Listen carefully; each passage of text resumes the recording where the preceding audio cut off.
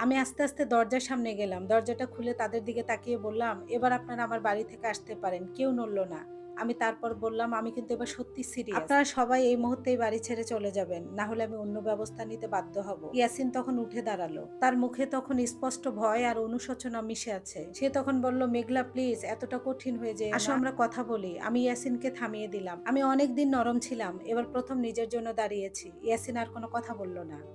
এক এক করে সবাই উঠে দাঁড়াতে শুরু করলো। তাদের মুখে সে আত্মবিশ্বাস, সে দম্ভ সবকিছু যেন কোথায় মিশে গিয়েছে। সাদিয়া রহমান দরজার কাছে গিয়ে একবার পিছনে তাকালো। তার মুখে এবার অস্পষ্ট অনিশ্চয়তা দেখা যাচ্ছিল। আমি শুধু তাকিয়ে রইলাম, কোনো কথা বললাম না। সবাই বের হয়ে যাওয়ার পর এবার ধীরে ধীরে দরজাটা বন্ধ করে দিলাম। আবারও ঘরে সেই নীরবতা নেমে এলো। তবে এই নীরবতা কোনো ভয়ের নয়, এটা শক্তির নীরবতা। আমি সোফায় গিয়ে বসলাম। হঠাৎ করে বুকের ভিতরে চাপা লুকিয়ে থাকা কষ্টটা বেরিয়ে আসতে চাইলো। অনেক কষ্ট করে নিজেকে সামলিয়ে নিলাম, কারণ আমি জানি আজ আমি হারছি না, আজ আমি জিতে গিয়েছি, আজ আমি নিজেকে ফিরে পেয়েছি। টেবিলের উপরে রাখা কাগজগুলোর দিকে তাকিয়ে আস্তে আস্তে বললাম, খেলা তো কেবল শুরু হলো। আমি স্থির হয়ে বসে রইলাম। দরজার ওপাশে তাদের পায়ের শব্দ ধীরে ধীরে মিলিয়ে গেল, কিন্তু ভিতরে শুধু নিস্তব্ধতা। এই নিস্তব্ধতা আগের মতো দুর্বল ছিল না, এটা ছিল ঝড়ের আগে জমিয়ে রাখা শক্তির মতো, যেটা নতুন করে গড়ে ওঠার অপেক্ষায়। আমি ধীরে ধীরে গভীর একটা শ্বাস নিলাম। এতদিনের জমিয়ে থাকা অবহেলা, কষ্ট, অপমান, কান্না সবকিছু যেন ধীরে ধীরে বুকের ভিতরে ঘুরপাক খাচ্ছিল। কিন্তু আশ্চর্যের বিষয়, চোখে কোনো জল আসছিল না, বরং মনে হচ্ছিল ভিতরের কোনো একটা জায়গা হঠাৎ করে শক্ত হয়ে গিয়েছে। আমি উঠে দাঁড়ালাম।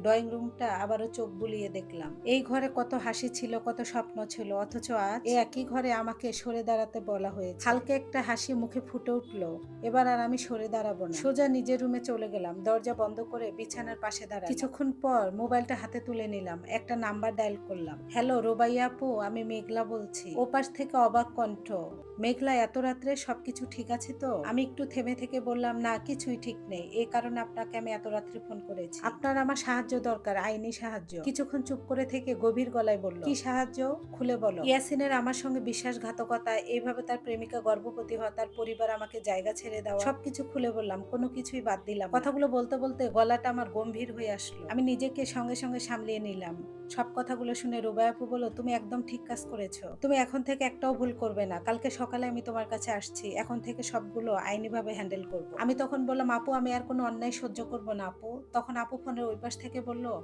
তুমি আর একা নও মেঘলা। কলটা কেটে গেল। আমি ফোনটা রেখে আজ অনেকদিন পর মনে হলো সত্যি আজ আর আমি একা নই। রাত্রে খুব ভালো আর ঘুম হলো না। আজকের দৃশ্যগুলো বারবার মাথায় ঘুরে আসছিল, কিন্তু একটা জিনিস পরিষ্কার ছিল, আমি আর আগের মেঘলা নই। পরের দিন সকালে সূর্য ঢুকে ঘরটা আমার আলোকৃত করে দিল। বিছানা থেকে এবার উঠে দাঁড়ালাম। আয়নার সামনে গিয়ে নিজেকে দেখলাম। চোখের নিচে কালি, মুখে হালকা ক্লান্তির ছাপ, কিন্তু দৃষ্টিতে নিশ্চিত এক দৃঢ়তা। আজ থেকে নতুন করে শুরু হবে, নিজেকে বললাম। ঠিক তখনই কলিং বেলের আওয়াজ হলো। আমি গিয়ে দরজা খুললাম। দেখলাম সামনে রুবাই আপু দাঁড়িয়ে আছে। পরিপাটি পোশাক, চোখে আত্মবিশ্বাসের ছাপ। আমি বললাম, আপু ভিতরে আসো। রুবাই আপু ভিতরে ঢুকে এদিক ওদিক তাকালেন, তারপর বললেন, চলো আমরা সরাসরি কাজ শুরু করে দেই। আমরা ডাইনিং টেবিলে বসলাম। উনি ডাইনিং টেবিলে বসে কিছু ফাইল থেকে কাগজ বের করলেন, তারপর বললেন, তুমি প্রথমত বলেছো এই বাড়ি তোমার নামে, আর এটা বড় শক্তি। আর দ্বিতীয়ত পরকীয়ার প্রমাণ লাগবে। কোনো কল রেকর্ড, কোনো ছবি, কোনো প্রমাণ আছে কি তোমার কাছে? আমি একটু ভেবে বললাম, হ্যাঁ আপু আছে, আগেই সন্দেহ হয়েছিল, কিছু স্ক্রিনশট নিয়ে রেখেছিলাম। পারফেক্ট, এগুলোই কাজে লাগবে। আমি সবগুলো প্রমাণ তাকে দিলাম। তারপর উনি সবগুলো মনোযোগ দিয়ে দেখলেন, তারপর মাথা নাড়ালেন। এগুলো সবচাইতে শক্ত প্রমাণ। তুমি চাইলে শুধু ডিভোর্স, তার নামে মানহানির মামলাও করতে পারো। আমি ধীরে ধীরে বললাম, আমি চাই তারা বুঝুক আমি দুর্বল নয়। তিনি তখন মৃদু হেসে বললেন, তারা ঠিক শিগগিরই বুঝতে পারবে। ঠিক তখনই আমার ফোনে একটা কল আসলো। স্ক্রিনে নাম ভেসে উঠলো ইয়াসিন। আমি কিছুক্ষণ তাকিয়ে রইলাম, তারপর ফোনটা রিসিভ করলাম।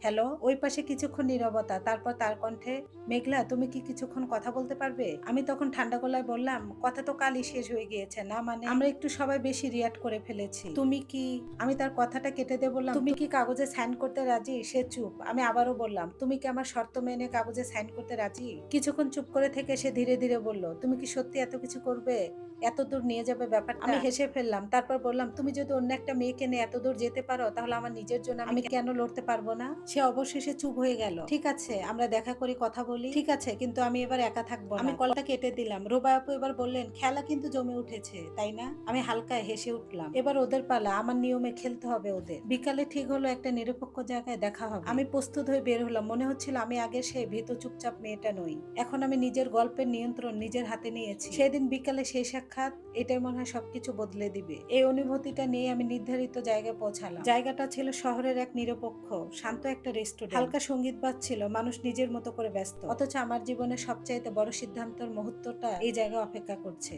আমি ভিতরে ঢুকে চারপাশে তাকালাম। কোনার একটা টেবিলে বসে আছে ইয়াসিন, তার পাশে বসে আছে সাদিয়া রহমান, একটু দূরে সাইদা বেগম আর রাশেদ সাহেব, নুসরাত আর তানবীরও এসেছে, ঠিক যেন আগের দিনের মতো। কিন্তু তফাৎ একটাই, আমি আজ একা নই। আমার পাশ দিয়ে হেঁটে আসছিল রুবাই আপু। তার দৃঢ় পদক্ষেপ আর শান্ত মুখভঙ্গি দেখে আমার ভিতরে আত্মবিশ্বাস আরো একটু বেড়ে গেল। আমরা টেবিলের কাছে গিয়ে দাঁড়ালাম। ইয়াসিন উঠে দাঁড়ালো, বলল, মেঘলা বসো।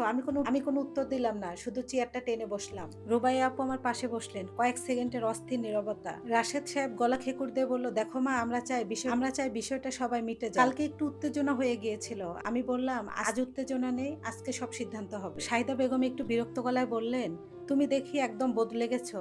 আমি হালকা হাসলাম। হ্যাঁ, মানুষ বদলায় যখন তাকে বাধ্য করা হয়। ইয়াসিন হাত দুটো টেবিলের উপরে রেখে বলল, আমরা বসে কথা বলি মেঘলা, বিষয়টা এত দূরে নিয়ে যাওয়ার দরকার নেই। রুবাই আপু এবার প্রথমবার কথা বললেন। দূরে তো আপনারাই নিয়ে গিয়েছেন মিস্টার ইয়াসিন, আমরা তো শুধু আইনের পথে এগোচ্ছি। তার কণ্ঠে এতটাই ঠান্ডা দৃঢ়তা ছিল যে টেবিলে আবারও নীরবতা নেমে আসলো। আমি ব্যাগ থেকে সেই ফাইলটা বের করলাম, ধীরে ধীরে টেবিলের উপরে রাখলাম। এই হচ্ছে আমার সত্যগুলো, আমি আবারও আরেকবার পরিষ্কার করে বলছি। তারপর সিদ্ধান্ত আপনাদের। আমি একে একে পড়তে শুরু করলাম।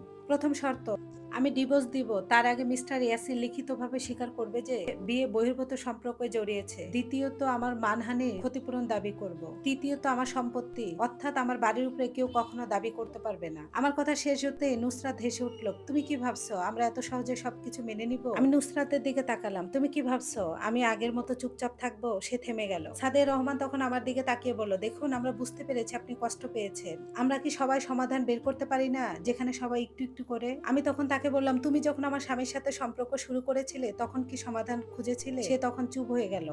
আমি একটু ঝুঁকে বললাম, এবার সমাধান হবে, তবে আমার শর্তে। ইয়াসিন স্পষ্ট অস্থিরতায় পড়ে গেল।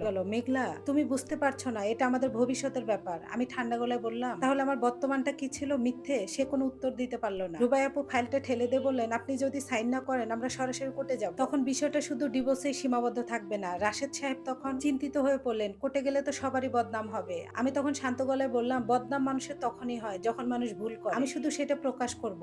আবার চাপা উত্তেজনা। ইয়াসিন মাথা নিচু করে বসে আছে, তার হাত কাঁপছে। ইয়াসিন মাথা তুলে তাকালো, তারপর বলল, তোমার কি একবারও মনে পড়ছে না আমাদের 2 বছরের সম্পর্ক, আমাদের স্মৃতি? আমি তাকে থামিয়ে দিলাম। ভেবেছি, অনেক ভেবেছি, আর সেই কারণে আমি এখানে দাঁড়িয়ে আছি। আমার কণ্ঠে কোনো আবেগ ছিল না। কয়েক মিনিট নীরবতা কাটানোর পরে ধীরে ধীরে ইয়াসিন কলমটা তুলে নিল। এই লাইভ স্টোরিটার পরের পর্বের জন্য অপেক্ষা করুন। ধন্যবাদ সবাইকে।